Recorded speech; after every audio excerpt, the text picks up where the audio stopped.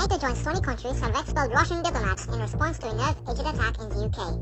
The National Security Organization has expelled 7 envoys and has told to Russia that there are costs and consequences for its behavior. Also tonight, thousands of people have protested in the Siberian city of Kemerovo in the wake of a leisure complex fire, blaming Russian officials. There has been confirmation that North Korean leader Kim Jong-un has visited China after days of speculation following rumors by local media. The 2020 US census has been marred by controversy over a new question asking respondents whether or not they are US citizens.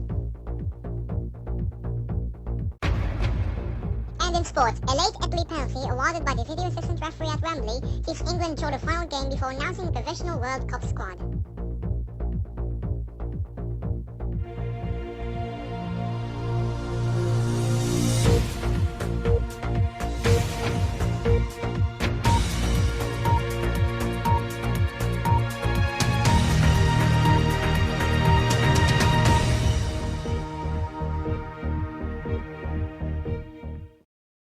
Welcome to the Entertainment News at 6. NATO is expelling 7 Russian diplomats in response to a nerve-agent attack in the UK. The International Security Organization's chief said the move would send a message to Russia that there are costs and consequences for its behavior. 26 countries have expelled Russian envoys in the past few days in solidarity with the UK.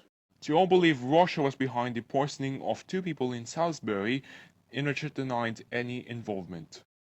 Russian ex-spy Sergei Skripal and his daughter Yulia were poisoned on the 4th of March in the southern English city, and investigations say a military-grade nerve agent was used.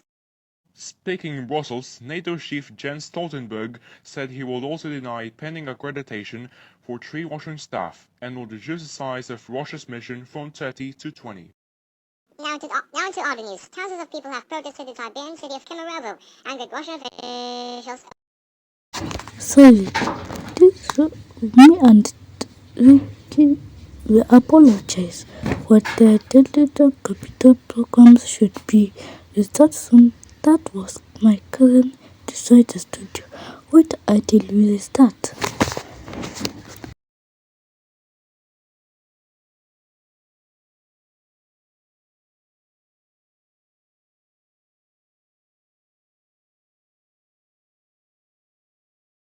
Now to other news. Thousands of people have protested in the Siberian city of Kemerovo and with Russian officials over the leisure complex fire that killed at least 64 people, 31 of them children. President Vladimir Putin had arrived in Kemerovo and blamed criminal negligence for Sunday's blaze. Relatives say dozens of people, including children, are still missing. Investigators say the fire alarm was switched off and exits blocked. 4 people have been charged. Another detained suspect, a guard from a private security firm, will be charged shortly. Russia's investigative committee says a national day of mourning will be observed today. Andrew Plant from BBC News has this report on the Russian shopping centre fire. A fire on the 4th floor. This shopping centre surrounded by firefighters searching for survivors, trying to reach upper floor windows, fighting the smoke billowing outside. The fire started here on Sunday. Dozens were evacuated, but it was clear dozens more were missing, many of them children. The area of the fire is about 1,500 square metres. At this moment, 288 emergency officers are working on site, as well as 62 units of equipment and an airborne grouping are taking part in the search and rescue operation. We are taking all necessary measures to extinguish the fire. The shopping centre has a very complex construction. There is a lot of combustible materials. People gathered to stand and stare as the fire unfolded. Witnesses said it trapped people on the upper floors and said some had jumped from windows to try to escape from the flames. An industrial city of more than 500,000, it is one of the biggest coal-producing regions, more than 2,000 kilometres east of Moscow. Already there are reports the fire began near a cinema and children's entertainment centre. President Putin has already sent his condolences to friends and family of the victims. Authorities say a criminal investigation will now begin to try to find out what caused the fire. Andrew Plant, BBC News. After speculation It has been confirmed that North Korea's leader Kim Jong-un has visited China. The visit, confirmed by China and North Korea, was Mr. Kim's first known foreign trip since taking office in 2011. Mr. Kim held successful talks with Chinese President Xi Jinping in Beijing, China's Xinhua news agency reported. China is North Korea's main economic ally, and it was thought highly likely it would consult Beijing before planned summits with South Korea and the US. Mr. Kim is due to meet South Korean President Moon Jae-in in April and US President Donald Trump in May. The Beijing visit is considered a significant step in North Korea's preparation for the proposed talks. Stay with us here on After 7 News coming up. Outrage over a controversial decision in the 2020 US Census to ask respondents whether or not they are US citizens for the first time since 1950.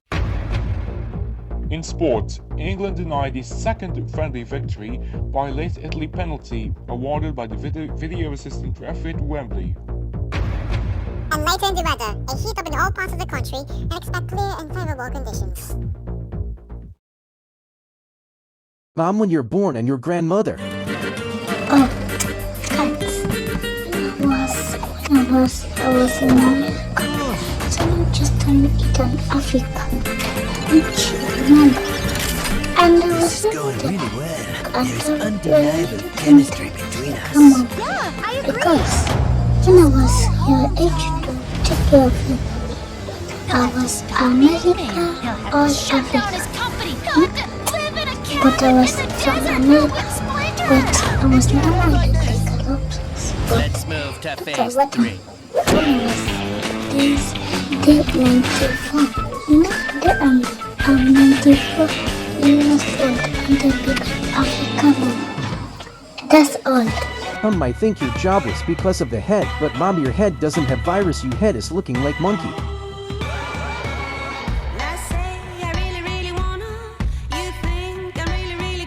Mom, are you okay? Did I say wrong?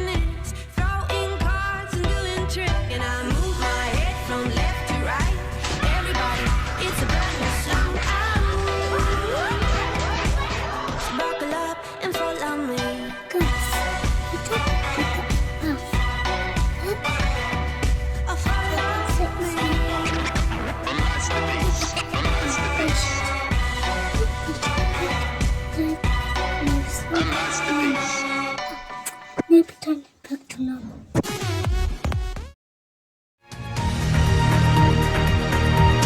Also back to the After 7 News. Now, back to the news. The 2020 US Census will ask respondents whether or not they are citizens for the first time since 1950. California and New York filed to sue to block the move, saying it will deter immigrants from participating.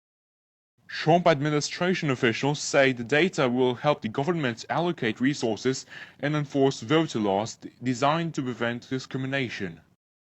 The census is mandated under the US Constitution and takes place every 10 years, counting every resident. Argue a citizenship question will produce other counts because fewer people will participate. They fear losing congressional and state legislature seats along with federal funding. Kirsten Clark, president of the Lawyers Committee for Civil Rights Under Law, told Reuters news agency to question exposed xenophobic and anti-immigrant policy positions from the Trump administration. Now let's head over to Talking Angela for the sports news. Angela? Good evening, I'm Talking Angela with the sports news. England manager Gareth Southgate was unhappy with the video assistant referee decision that denied his side a win over Italy at Wembley. Jamie Vardy put the hosts ahead, but referee Dennis Artigan consulted VAR and awarded Italy a late penalty which Lorenzo Insigne scored to make it 1-1. Southgate said that the ruling was not clear and obvious and it was one you can debate all day. He added that he didn't think with incidents like that VAR will clear things up. The penalty came in the 87th minute when Burnley defender James Tarkowski, who was making his international debut, tackled with Federico Chiesa. Southgate told BBC Radio 5 Live that it looked like Tarkowski stamped on him, but it's during the running process and he is going down anyway. Tarkowski said it was never a penalty. He stood his foot, but he didn't take a lot of it. It was what it was, and he wasn't going to complain. He added that it had been a great experience this week. Only sports news for the day. Good night. Now let's head on live to Talking Ginger for the weather forecast. Ginger? Hello, Hello, I'm Talking Ginger with the weather. A high-pressure area is expected to intensify all around Latvia, with temperatures of around 34 degrees Celsius on average nationwide. Talking City gets an average of 32 degrees with sunny and clear skies. Over to the north, we get a 30 degrees average in partly cloudy conditions, while going westward gets a 36 degrees average with sunny weather. Eastbound City will have 38 degrees on average, plus mostly sunny skies, and heading south, we get a 35 degrees average and mostly sunny weather. That's all, good night.